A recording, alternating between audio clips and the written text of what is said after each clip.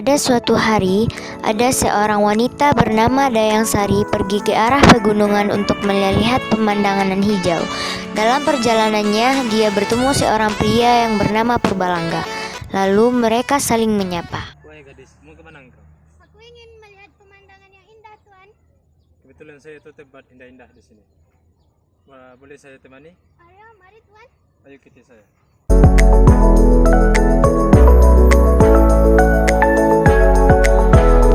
Maka pergilah Dayang Sari dan Purbalangga melihat tempat-tempat indah dan hijau itu.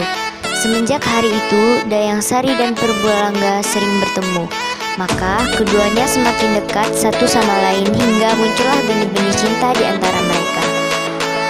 Hingga suatu hari, Purbalangga menemui ayahnya untuk meminta restu menikahi Dayang Sari. Dayang Sari mengandung dan melahirkan anak perempuan yang sangat imut dan rupawan. Sayangnya, Dayang Sari tak berumur panjang. Sebelum menghembuskan nafas terakhirnya, dia memberi pesan kepada suaminya agar nama anaknya diberi nama Dayang Sumbi. 12 tahun kemudian, Dayang Sumbi tumbuh menjadi gadis yang cantik. Dia memiliki hobi menenun kain hingga suatu hari ayahnya menyuruh dia untuk menikah karena umurnya yang sudah pas untuk itu. Wahai anakku, carilah calon suamimu. Aku sudah bertambah tua dan tidak kuat seperti dulu. Tapi aku akan melindungimu. Tapi ayah, umurku masih 20-an. Apakah itu tidak terlalu cepat? Tidak anakku, itu sudah pas untuk menikah. Baiklah ayah, aku akan berusaha. Setelah percakapan itu, Dayang Sumbi pergi ke pasar untuk membeli kain karena dia mau menenun kain, tapi kain sudah habis. Tapi saat jalan pulang, tiba-tiba kain Dayang Sumbi jatuh dan diambil oleh seseorang pria.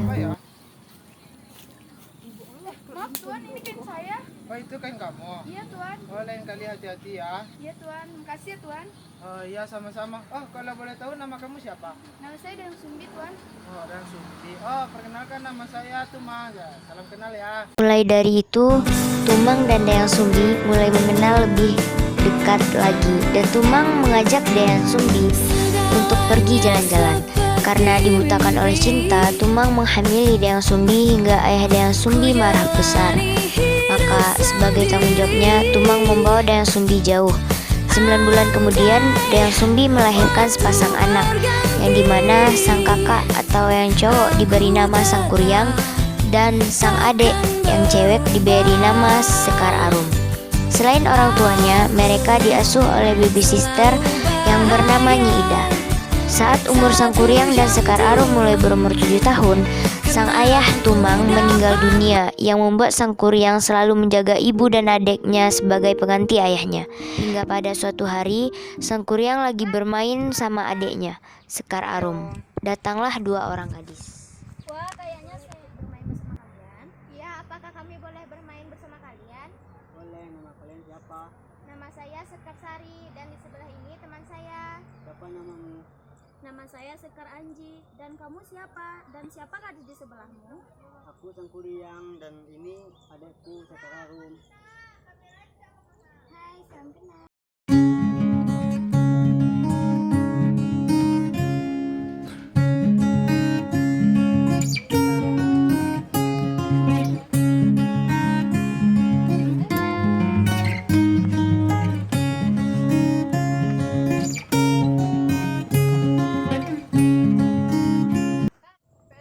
Wah, Sekar Arum, kamu sangat beruntung ya. Selain cantik, kamu memiliki kakak yang tampan.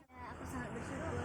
Apakah kamu tidak memiliki kakak? Tidak, aku tinggal sendirian. Aku tidak memiliki kakak. Hei, mengapa kau bersedih? Kan ada aku dan yang lain di sisimu saat ini. Terima kasih. Ucapanmu sudah menenangkanku. Itu bukan sekedar ucapan, itu fakta, dan itu adalah janjiku.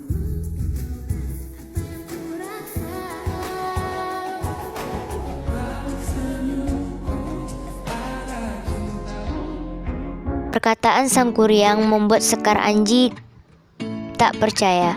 Mulai dari itu, Sangkuriang, Sekar Arum, Sekar Sari, Sekar Anji selalu pergi kemana-mana bersama, saling bertukar cerita, tertawa, dan sedih bersama-sama. Hari berganti hari, tahun berganti tahun. Anak-anak itu tumbuh menjadi gadis dan pria remaja. Hingga suatu hari, Sang Kuryang pergi keluar desa untuk merantau. Sebelum itu, dia pamit dulu ke ibu dan adiknya. Ibu, aku pamit dulu ya. Aku mau mencari pekerjaan di luar sana, Bu. Terima kasih ya, Bu. Doa ibu selalu menyertaimu nak. Hati-hati di sana ya nak. Jangan lupa bagi pulang. Setelah pamit dengan ibunya, Sang Kuryang tak lupa pamit kepada teman-temannya. Kakak pamit dulu ya. Kamu jangan mengeluh terus. Kalau bilang ulang Ibu. Baik kak, hati-hati di jalan, kami akan merindukan. Apa benar kok dia meninggalkan itu, lalu siapa lagi yang akan mengikut? Tenang, walau ragaku jauh, jiwaku selalu bersamamu.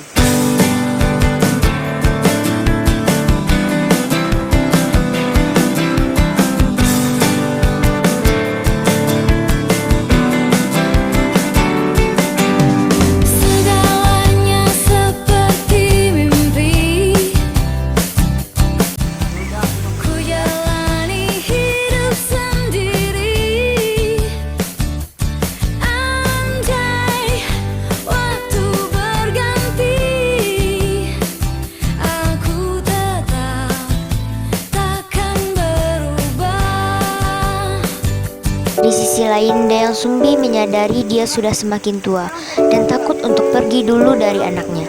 Karena itu, dia pergi ke tukang susuk supaya dirinya awet muda dan bisa tinggal lebih lama bersama anaknya. Beberapa tahun kemudian, Sang Kuryang kembali ke rumahnya. Dia sudah menjadi anak yang sangat sukses dan sudah menjadi anak yang gagah dan rupawan. Dalam perjalanannya, dia bertemu seorang gadis yang tak kalah cantiknya.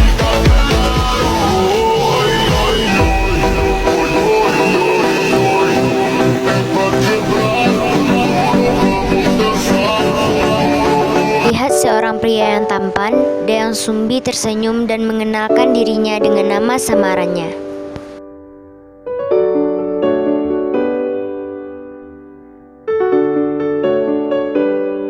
Kamu mau nggak jadi pendamping hidup aku? Tatkala mendengar itu, Dayang Sumbi terkejut bahwa pria tampan yang akan menikahinya ini adalah anaknya sendiri. Dan dia tidak mungkin bilang kalau dia adalah ibunya, karena Sang Kuryang tidak akan percaya sebab wajahnya awet muda. Dia sadar inilah ganjaran dari perbuatannya itu. Pekerjaanmu dan bekerjalah di ladang ayahku. Jika itu permintaannya, maaf aku tidak bisa. Mungkin kita hanya bisa sampai di sini. Terima kasih ya Kak Pamela. Karena syarat itu, Sang Kuryang lebih memilih tidak, karena dia tidak mau kehilangan pekerjaan yang selama ini dicarinya hanya karena untuk menikahi gadis tersebut. Maka Sang Kuryang mengalah untuk tidak menikahinya. Dan Dayang Sumbi pun akhirnya merasa lega karena tidak jadi menikahi anaknya tersebut. Maka berakhirlah cerita di balik Sang Kuryang ini, di mana kita harus memikirkan dulu apa ganjaran, apa perbuatan